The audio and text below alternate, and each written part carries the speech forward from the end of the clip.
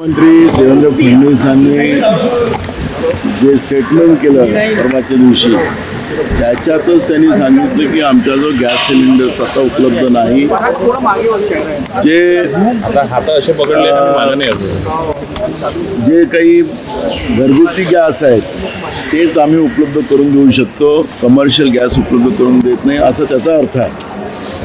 हे गॅसचा तुटवडा आहे हे त्यांनी मान्यच केलेलं आहे. मग सरकार तुम्ही म्हणताय की दावा करताय की गॅस सिलेंडर गॅस कुठेही कमी नाही, सरकारच गॅसवर आली. सरकारने ज्याप्रमाणे आमचे नेते राहुल गांधीजी आणि सोनिया गांधीजींनी कोरोनाच्या काळात सरकारला सांगितलं होतं, देशाच्या प्रधानमंत्र्याला सांगितलं होतं की देशाच्या सीमा सील करा, नाही तर कोरोना आपल्या देशात आला तर अनेक लोकांचा जीव जाईल. ते नरेंद्र मोदीच्या हेकडाईमुळे त्या काळात कोरोनाची त्यावेळेस व्यवस्था केली गेली नाही. त्या बॉर्डरला आपण थांबवलं असतं तर आपल्या देशामध्ये असंख्य निर्दोष लोकांचा जीव गेला नसता. त्या निर्दोष जीव जे गेलेच त्यांचं पापसुद्धा या देशाचे प्रधानमंत्री नरेंद्र मोदींचं आहे, हा भाजपचा आहे. त्याचप्रमाणे आता गॅस सिलेंडरच्या याच्यामध्ये सरकारने वास्तविकता जनतेसमोर मांडली पाहिजे. आणि मोठ्या प्रमाणात आज उद्योग बंद व्हायला लागले, हॉटेल्स बंद व्हायला लागले आणि हे सगळे बंद होत असताना सरकार खोल धावा करत असेल की आमचा जो गॅस सिलेंडर तर मग द्या ना. मग लोकांच्या लाईनी घरगुती याच्यासाठी लोकांच्या लाईनी लागलेल्या आहेत, तुमच्याच माध्यमातून दाखवलं जातं.